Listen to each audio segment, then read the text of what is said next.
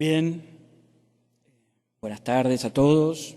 En primer lugar, como corresponde, mi especial agradecimiento a esta invitación, a todos ustedes, a los colegas del Instituto Panameño, en especial a su presidente, el magistrado Abel Zamorano.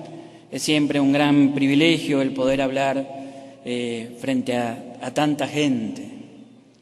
Miren, cuando a uno le enseñan a hablar en público de joven, le dicen que tiene que tratar de que las palabras reboten en la última pared para poder así atrapar la atención del público. Yo no sé cómo voy a llegar tan lejos, así que le pido a los que estén ahí por el medio que me ayuden a empujar, así logramos atender después de un día tan largo como el que hemos tenido. Me toca a mí un tema vasto que tiene que ver con la reforma de la justicia penal en toda América Latina. Lo primero que quisiera compartir con ustedes es la idea de que, en realidad, la reforma de la justicia penal latinoamericana debe ser posiblemente el esfuerzo más grande y consistente de transformación de las instituciones judiciales que se viene haciendo en las últimas décadas. Esto lo saben también ustedes aquí en Panamá, que están en el medio del río ya pechando con esta tarea.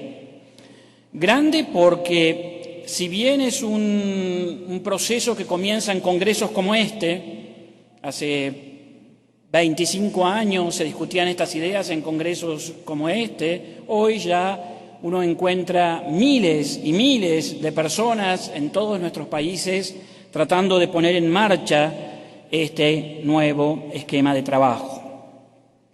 Consistente porque todos los países, a pesar de que ya están advertidos sobre los problemas que hay que enfrentar, siguen trabajando. Aquellos que ya llevan unos años con sus sistemas implementados, corrigiéndolos, tratando de resolver problemas, aquellos como México, como Perú o como Panamá, que están en el proceso progresivo de implementación, o todavía algunos estados argentinos, tomando en serio las dificultades de la puesta en marcha, y unos pocos, apenas unos pocos, terminando de tomar decisiones al respecto. ¿Todos con problemas? Sí. Ninguno con la decisión de retroceder. Yo creo que en ese sentido se ha instalado ya un nuevo modelo de justicia penal en América Latina. Sin embargo, si ustedes van a muchos seminarios, a muchos congresos, van a encontrar que se discute acerca de si el sistema funcionó bien en tal lugar, fracasó en tal otro, que en tal distrito es un verdadero desastre, que en el otro tenemos que copiarlo porque funciona perfectamente. Y hasta inclusive en algún país se acusó a las nuevas leyes procesales de hacer aumentar la criminalidad cuando todavía no habían entrado en vigencia. Es decir, como si los criminales hicieran seminarios acerca de que miren que va a entrar en vigencia dentro de un año un nuevo sistema procesal, cometamos ahora los delitos. Es decir, todas estas discusiones que confunden, que no nos terminan de orientar, me parece que son ociosas, que ya no conducen a nada ni tienen que ver con el estado de la discusión del problema en América Latina. Y yo lo que quisiera proponerles es un esquema de análisis del proceso de implementación que nos permita entender mejor cuáles son sus avances, cuáles son los problemas que tiene que enfrentar, entendiendo que hay ciertas discusiones que ya no tiene demasiado sentido seguir dándolas, en particular aquellas que tienen que ver con la estructura elemental del sistema adversarial. Finalmente, ¿qué estamos diciendo? Que los fiscales preparen la acusación, tengan a su cargo los organismos tengan a su cargo la dirección de la investigación para preparar los casos que van a tener que acusar, que el imputado tenga un defensor, que todo esto se haga probando las acusaciones en un juicio oral y público y un suficiente control de la actividad preparatoria mediante jueces imparciales que también actúen en audiencias públicas. Esto no solo ya posiblemente no se discuta en nuestro ámbito latinoamericano, sino que ven ustedes que se trata de ideas simples, sencillas, y ahí reside finalmente su fuerza. ¿Dónde está entonces el problema y los problemas que tenemos en la implementación? Yo creo que si nos vamos a los documentos originarios, a los documentos iniciales de muchos de los procesos de cambio, y estamos hablando de visiones y documentos, ideas que se discutían hace, insisto, 25 años, no hace algunos años nada más, vamos a encontrar que la reforma de la justicia penal nunca se planteó como un mero cambio procesal.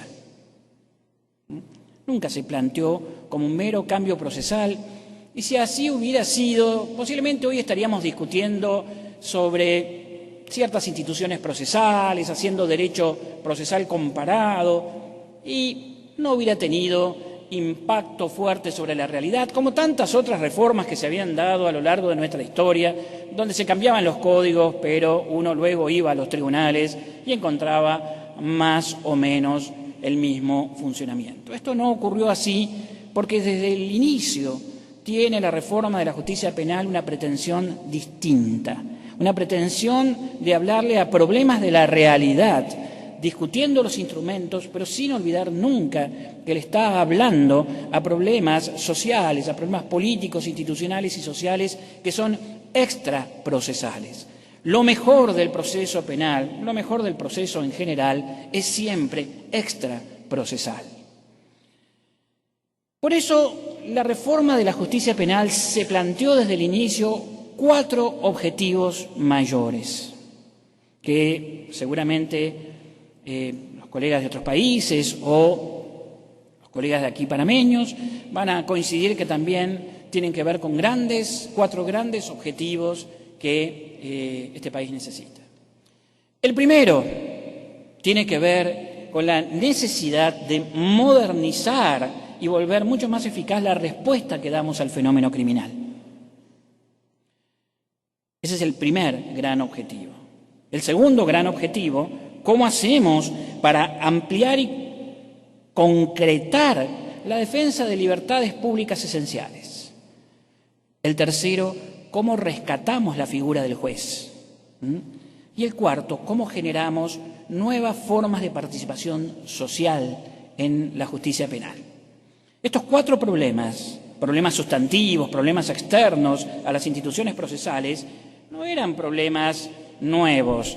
Fíjense que de alguna manera implicaba rescatar la vieja tradición del derecho penal liberal, esa maravillosa tradición que está construida sobre ese magnífico panfleto político que fue de los delitos y las penas de Beccaria. De eso se trataba, de ideas que América Latina las había tenido al inicio del siglo XIX y las había perdido, enredada en los laberintos de los sistemas procesales escrituristas y de una doctrina que acompañaba con un detalle desesperante a esos mismos laberintos. Estos objetivos, fíjense ustedes, que siguen vigentes. ¿Y ustedes creen que alguno de nuestros países, desde el establecimiento de los sistemas acusatorios, ha resuelto estos problemas? ¿Ustedes creen que alguno de nuestros países en la próxima década tienen alguna chance de resolver definitivamente estos problemas? No. Ahora, ¿alguno de ustedes cree que nuestro sistema democrático y republicano puede prescindir de enfrentarse con creatividad a estos problemas? Tampoco. Así que el camino es ineludible. Carece de sentido discutir si esto fracasa o no fracasa cuando uno sabe que tiene que transitar ese camino. Pueden fracasar o tener éxito pequeñas experiencias concretas dentro de ese rumbo que hoy se ha planteado y que es lo que no tenemos que perder de vista. El objetivo de modernizar la respuesta de la persecución penal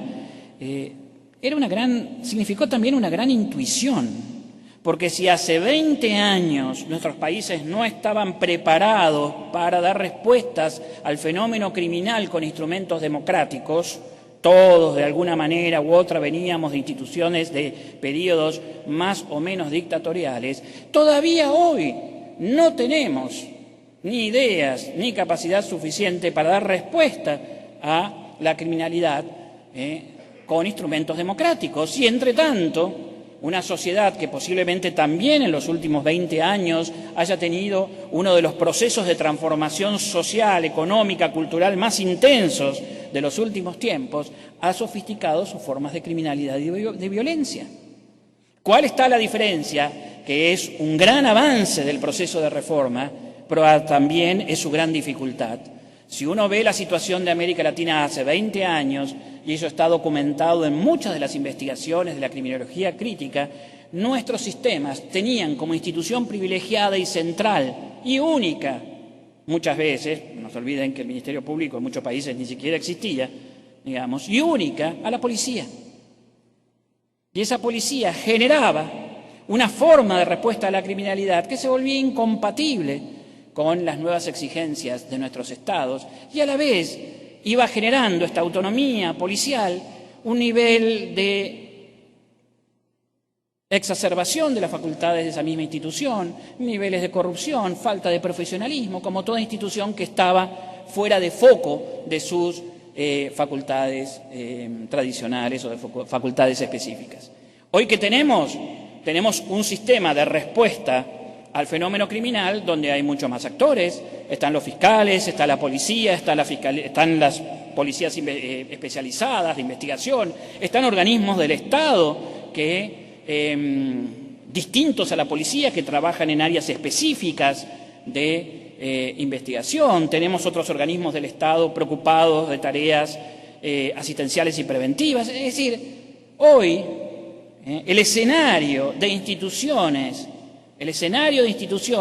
con la que enfrentamos el fenómeno de la criminalidad es mucho más complejo. Y entre ellos está la aparición del Ministerio Público Fiscal, que en América Latina está llamado a cumplir en esta etapa, no sé si en el futuro, pero en esta etapa está llamado a cumplir un rol de liderazgo en el reordenamiento y la modernización de nuestro sistema de investigación de los delitos, que es justamente lo que está en cuestión. De pasar de tener sistemas que estaban liderados por las instituciones policiales, tenemos que transitar una etapa donde estén liderados por el Ministerio Público Fiscal. Y esto no se hace de un día para el otro y no se hace fácil. En todos los países uno puede contar y demostrar cómo las disputas que existen entre policías y fiscales son determinantes a la hora de poner obstáculos y dificultades a esta nueva necesidad de enfrentar el fenómeno de la criminalidad. Eso se planteó la reforma procesal y ese fue el escenario que creó. ¿Ha esto fracasado? ¿Ha esto triunfado? Carece de sentido preguntarse eso. Por lo menos mientras uno está en el medio de esa pelea. Estamos dando esa pelea. Segundo de los objetivos que se había planteado, ampliar y concretar los instrumentos de defensa. Fíjese que fue también otra gran intuición. Hoy estuvimos toda la mañana escuchando cómo la tecnología le ha dado al Estado nuevas herramientas para las viejas prácticas abusivas. Necesitamos, por lo tanto, los ciudadanos hoy contar con nuevas herramientas de defensa. Claro que sí. Esto lo planteó la reforma de la justicia penal. Herramientas que signifiquen control judicial, herramientas que signifiquen defensa efectiva, no defensa formal, defensa efectiva. Yo les puedo asegurar que hace 20 años en América Latina eran pocos los lugares donde había defensores públicos reales. Hoy son cientos y cientos los defensores públicos que existen en América Latina que están coordinados y trabajando y conectándose con el Sistema Interamericano de Derechos Humanos. ¿Significa esto que triunfó? Es una de las áreas en las cuales la defensa pública más se ha avanzado, pero significa que hemos aumentado totalmente el grado de satisfacción de la defensa. No, de ninguna manera, porque esto es un equilibrio difícil, pero no hay otro camino que este. Tercer punto, para ir más rápido, rescatar la figura del juez. América Latina, que todos nos quejamos de que tenemos una débil cultura de la legalidad, no se ha dado cuenta que buena parte de eso tiene que ver con la débil figura del juez. Y el juez penal ha sido y es un juez paradigmático de la sociedad, porque es el juez que está en el medio de los intereses más fuertes, es aquel en el cual la independencia, la imparcialidad, la probidad se nota de un modo más claro y estridente. Y nosotros teníamos a nuestros jueces penales atrapados en una enorme cantidad de tareas menores, burocráticas, administrativas, tomando declaraciones, firmando fotocopias y una enorme cantidad, de tal manera que la ciudadanía no sabía dónde estaban sus jueces. Aquí se ha tomado una decisión también muy fuerte: poner al juez en el lugar donde tiene que estar. El juez es juez en tanto es imparcial. El oficio principal del juez es la imparcialidad, y la imparcialidad es un oficio, las dos cosas. Y ese oficio de la imparcialidad se ejerce en un lugar privilegiado, que no es un invento académico, sino que es un invento, una maravilla institucional que fueron creando las sociedades a lo largo de los siglos, que es la sala de audiencia. Ese lugar de contención de la violencia, donde se van a tomar decisiones de un modo transparente y en vez de gritarse y golpearse, dialogando, conversando, argumentando, con esta función pacificadora de la palabra y el argumento. Y no lo teníamos. Ustedes me dirán, bueno, Panamá tenía, sí, tenía un poco. No nos olvidemos que muchos países de América Latina no habían hecho un juicio oral en siglos. Y por lo tanto, recién ahora estamos rescatando la figura del juez, poniéndolo en el lugar donde siempre debió haber estado y donde la sociedad lo buscaba y no lo encontraba. ¿Es esto un éxito? ¿Es esto un fracaso? ¿Qué interesa? Es una tarea que tenemos que hacer.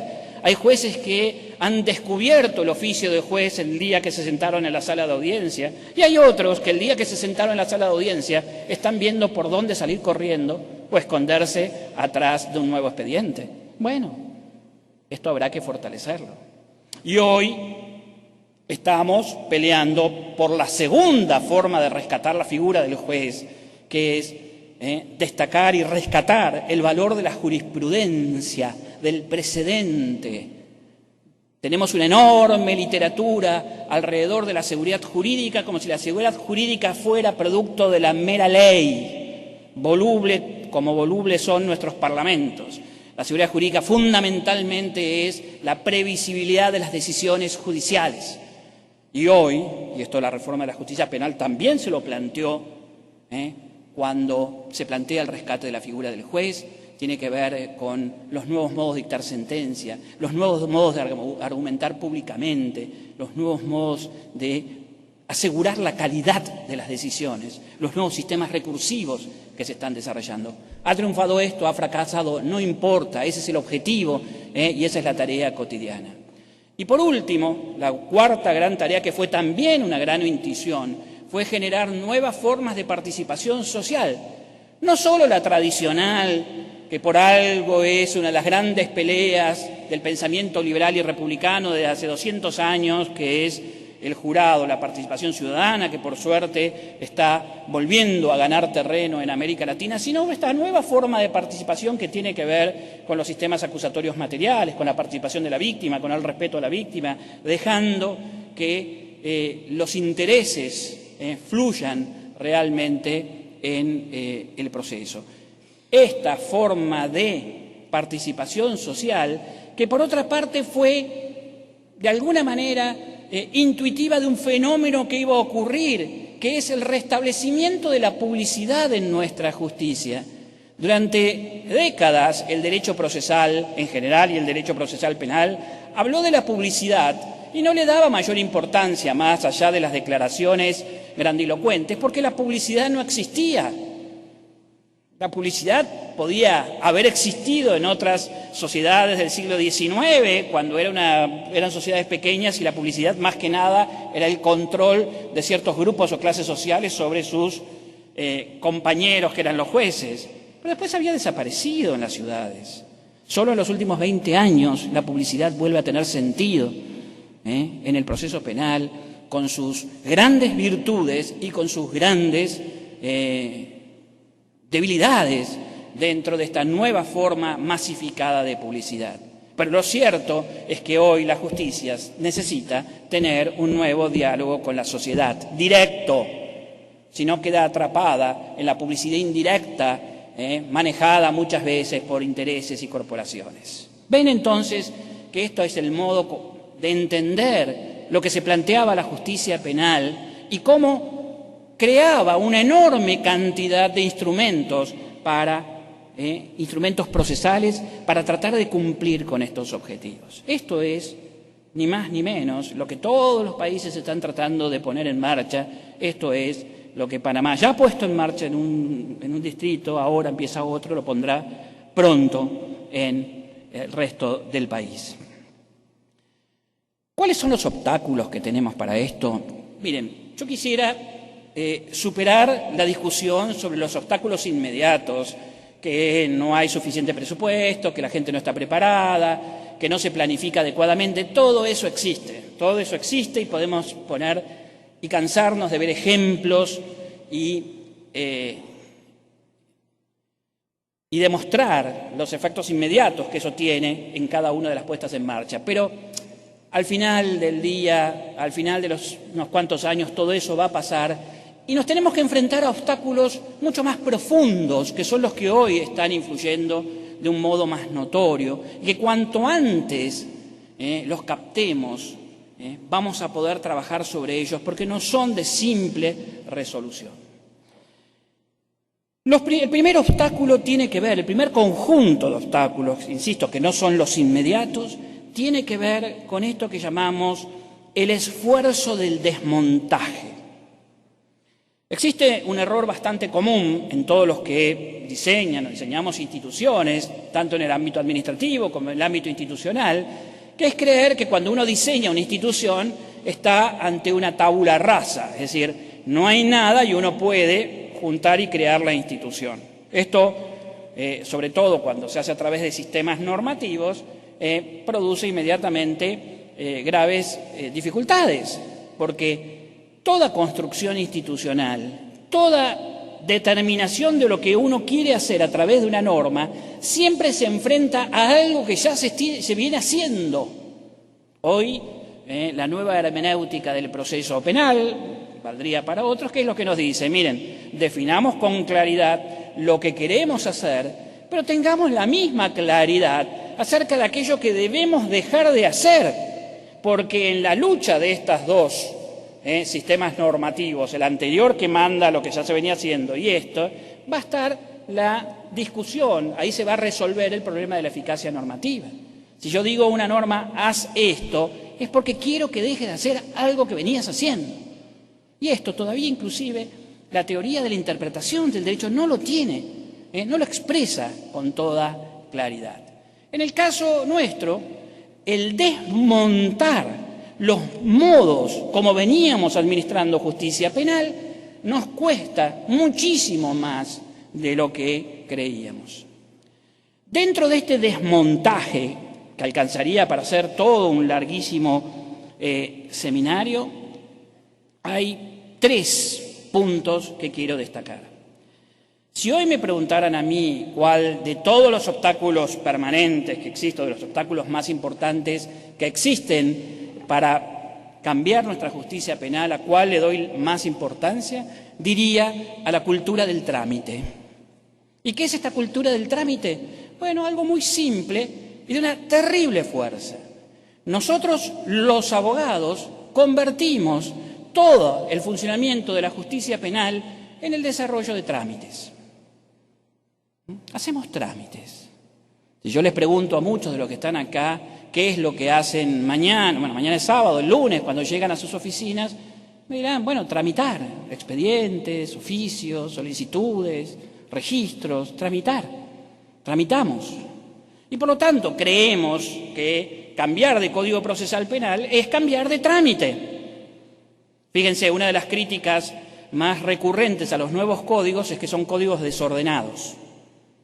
Porque antes uno leía los códigos y encontraba el trámite. Hoy va a los nuevos códigos y no encuentra con claridad el trámite. Entonces dicen, esto no está claro, ¿por qué tengo que ir de acá para allá y para el otro lado?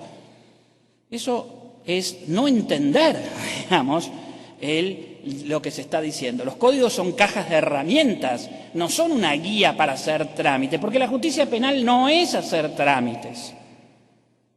Desgraciadamente, esto está tan fuertemente instalado en la práctica de la abogacía y en la enseñanza de la abogacía. De hecho, yo creo que nosotros podríamos cambiarnos el nombre de nuestro título y llamarnos licenciados en tramitación, con dos orientaciones, trámite lento y trámite súper lento, digamos. Uno puede elegir cualquiera de las dos, digamos.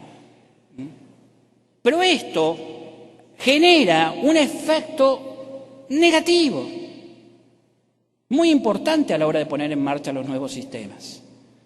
Porque, insisto, los nuevos códigos procesales se leen como herramientas político-criminales, herramientas de garantía. No pretenda, a nadie se le ocurre poner las herramientas de una caja de herramientas en orden y primero decidir uso el martillo. Si tengo que destornillar no importa, pero yo uso el martillo.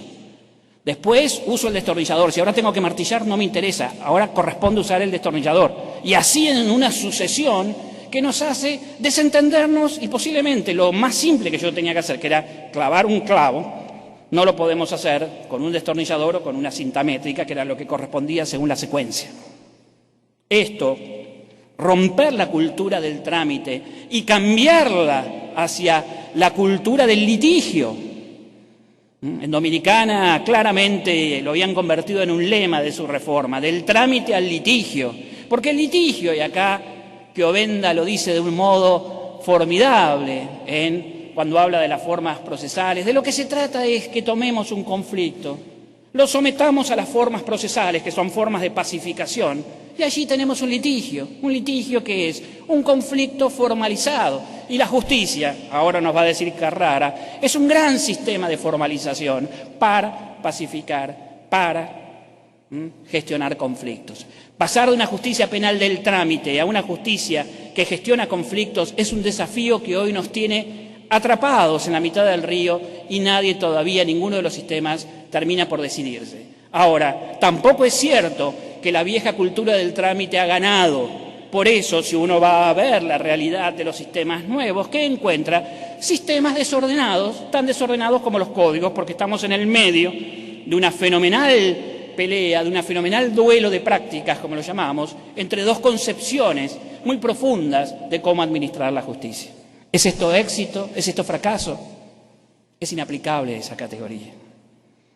Segundo problema vinculado a esto, y voy muchísimo más rápido aún, las organizaciones. Pretender poner estos nuevos sistemas con las viejas organizaciones pensadas para tramitar, no se puede. En términos generales, nuestras organizaciones judiciales eran una especie de sistema para barajar las cartas, un lugar donde entran y uno da un caso, otro caso, otro caso, otro caso, una multiplicidad de gente que tiene que cada uno arreglarse y ir hacia donde vaya. Si va al abismo o va al juicio, problema del instructor, del tramitador, del que le corresponde. No, con esas organizaciones no vamos. Hoy estamos justamente tratando de que se tome conciencia que los modelos de organización de la justicia penal son tan o más determinantes que el sistema procesal mismo, que es inescindible la idea de normas procesales y de normas organizativas y de modelos de organización. Me causó mucha alegría ver cómo en la Fiscalía presenta un nuevo modelo de gestión, que lo podemos discutir, pero que apunta al problema central. Sin nuevos modelos de organización volvemos a hacer lo mismo. ¿Y para qué me sirve a mí? ¿O cuál es la ganancia de tener un expediente firmado por el juez y ahora voy a tener un expediente firmado por el fiscal? Eso no es el cambio. En esta pelea estamos en la mitad del río. Hay un segundo nivel de obstáculos que quiero señalar, que tiene que ver con la lucha de intereses. Tendríamos una visión muy inocente del proceso de cambio si nosotros entendiéramos que de lo que se trata es de explicarle a la sociedad, de explicarle a los abogados que ahora vamos a tener nuevas reglas de funcionamiento y por lo tanto todo debe seguir, todo debe hacerse conforme lo que hemos establecido. Pero no es así. También la criminología, 20 años de criminología en América Latina nos advirtieron, y eso todos lo leímos al inicio del proceso de reforma, ojo que en la justicia penal se juega uno de los juegos más importantes de nuestra sociedad. Es decir, ¿por qué y a quién vamos a descargar la violencia del Estado? ¿Y ustedes creen que ese juego se juega inocentemente, que ese juego se juega solamente con normas procesales? Mire, si yo tuviera que elegir un punto en el cual tenemos una alarma amarilla de la reforma de la justicia penal en América Latina, no es los problemas de implementación y estos que se van a ir superando y que no son errores, sino que son dificultades del cambio institucional, sino el hecho de que con sistemas inquisitoriales, con sistemas acusatorios, todavía a los que metemos en las cárceles es solamente o predominantemente a los pobres. Y alguien dice, ¿hicimos todo este esfuerzo o vamos a hacer este esfuerzo para que esto sea así? No, no lo hicimos para eso. Lo hicimos para tener la capacidad de dar la pelea por la selectividad del sistema de un modo nuevo. Pero esto es un juego de intereses. Esto no se va a resolver solamente con el Código Procesal Penal. Lo que sí, en la caja de herramientas, que son los nuevos códigos procesales, están las herramientas para reorientar la política criminal del Estado hacia lo verdaderamente grave de nuestras sociedades y no hacia la minucia, que solamente tiene sentido si nos ocupamos de los pobres muchachos que cometerán infracciones, pero que en última instancia también necesitan otras vías de solución. Y con esto no digo que no tengamos que ser eficaces en la política criminal, digo que tenemos que reorientar el trabajo aún en la criminalidad común. Nos cansamos tratando de perseguir a cada muchacho que roba un celular o que roba un auto y rara vez nos preocupamos de los que lucran con el mercado de vehículos robados, con el mercado de celulares y elijan cualquier crimen común, para no crean que no estoy hablando de la criminalidad económica, que son los que utilizan como operarios a los muchachos sobre los cuales nosotros nos ensañamos. Y los otros son los que ganan y ganan y ganan, y eso no tiene nada que ver con la pobreza. Ahí tenemos un juego de intereses, y ese juego de intereses, lo bueno de la reforma de la justicia penal es que está planteado claramente.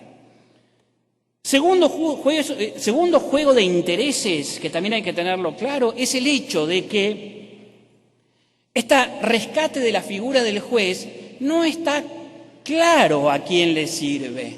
Miren, pelear por la ley en la sociedad, que es pelear por la fortaleza del juez, no es una pelea, no ha sido nunca una pelea sencilla, porque la ley es la herramienta principal de una sociedad igualitaria.